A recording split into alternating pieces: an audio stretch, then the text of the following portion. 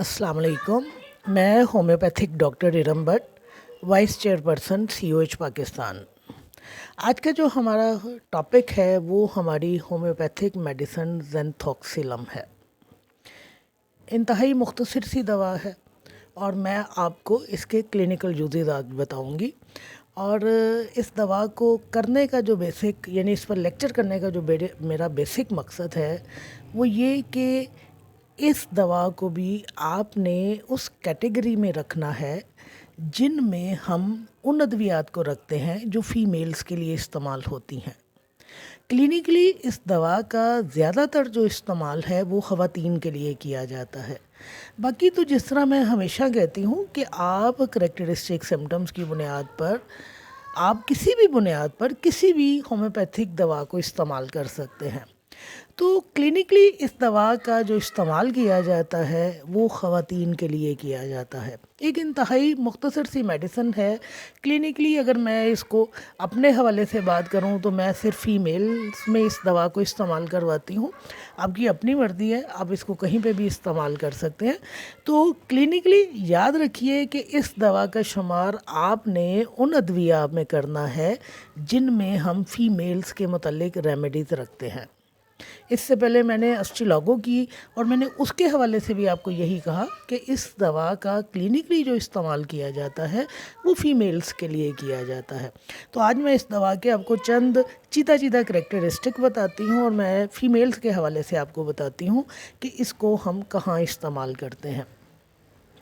पुराने ज़माने में यानी कि बहुत पहले इस दवा को कॉलिक के लिए इस्तेमाल किया जाता था, गनोरिया में, सिफिलिस में, दांत के दर्दों में, जिस्म की अंदरूनी दर्दों के लिए और घाव भरने के लिए इस दवा को इस्तेमाल किया जाता था। यानी अल्सर्स में या स्किन के हवाले से अगर आप उनको कोई घाव वगैरह लगते थे, ज़ख़म लगते थे, तो इस दवा का इस्तेमाल उन घावों को भरने के लिए किया जाता था। ये दवा जो है ख़ास तौर पर जो अपना असर रखती है वो हमारे नर्वस सिस्टम और म्यूकस मेम्ब्रेन पर है।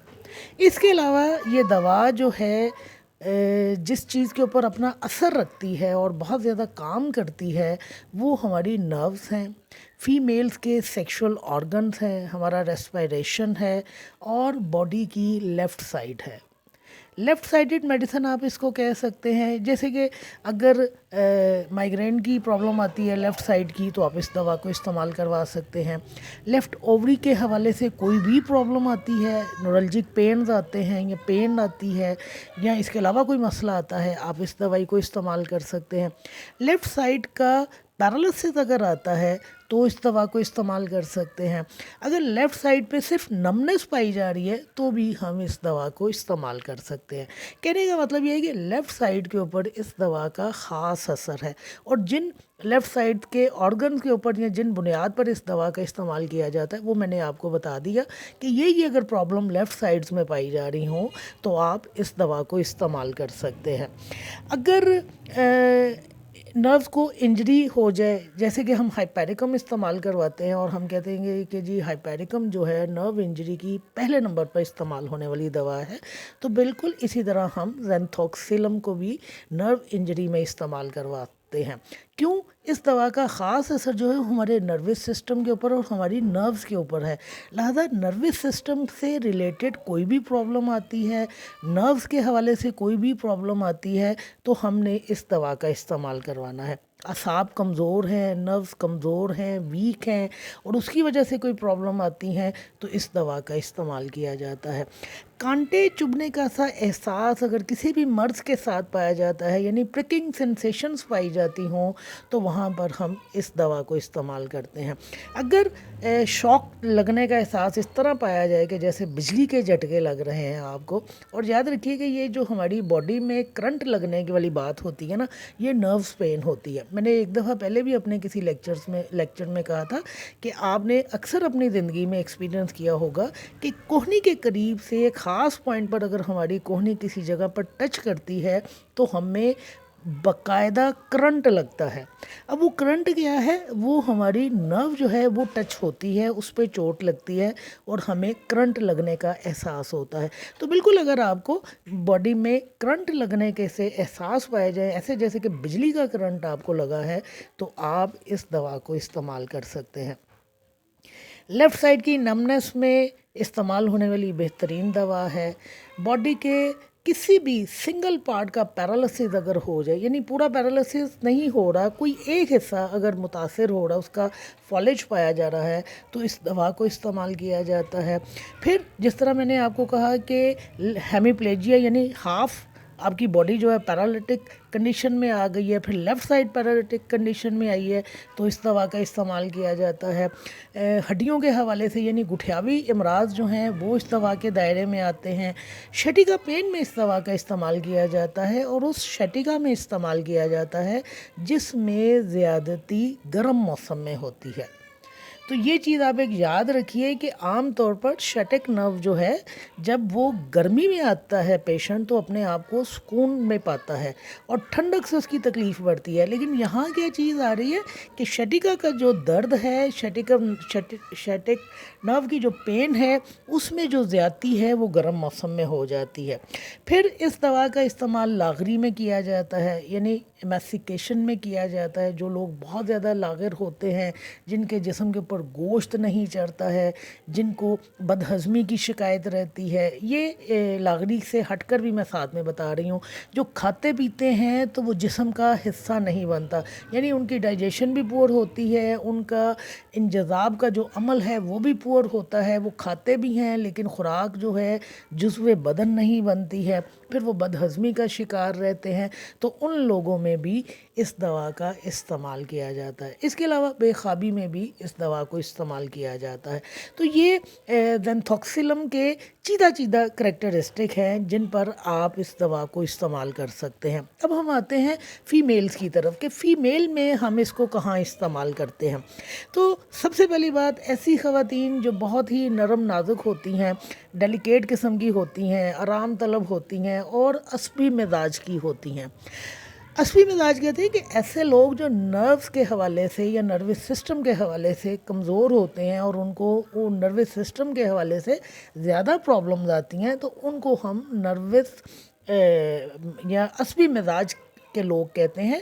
تو وہ خواتین جو عصبی مزاج ہیں، وہ جو نازک اندام ہیں، وہ جو آرام طلب ہیں، وہ اس دوا کی مریضہ ہیں.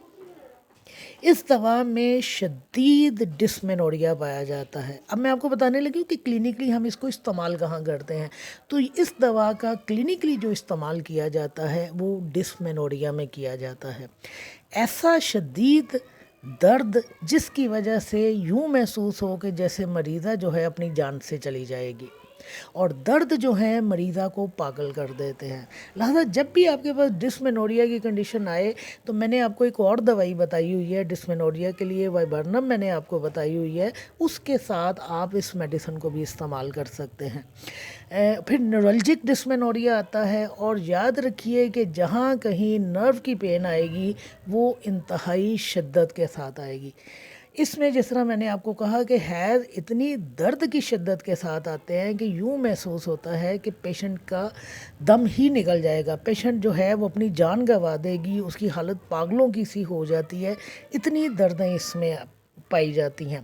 ایمینوریا میں اس دوا کو استعمال کیا جاتا ہے، اور وہ ایمینوریا جو اپنا مہینوں سے بند ہو گیا ہو، یا وہ ایمینوریا جب سے پیریڈ سٹارٹ ہوئے، پیریڈ ارریگولیرٹیز میں رہے، کبھی حیض ہوا کبھی نہیں ہوا، کبھی 2 مہینے کے بعد ہوا، کبھی 6 مہینے کے بعد ہوا، اور ایمینوریا کی کنڈیشن جو ہے وہ ہمارے سامنے آنا شروع ہو جائے، تو وہاں اس دوا کا استعمال جو ہے حیض کو جاری کر دیتا ہے.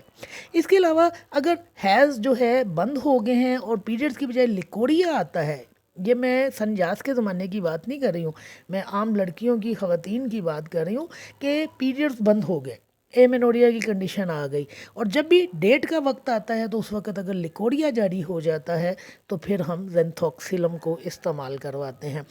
اس کے علاوہ اووری میں اگر نیورلجک پین پائی جاتی ہے، اووری کے مسائل پائے جاتے ہیں، خاص طور پر اگر لیفٹ سائڈ متاثر ہے، تو وہاں اس دوا کو ہم استعمال کرواتے ہیں.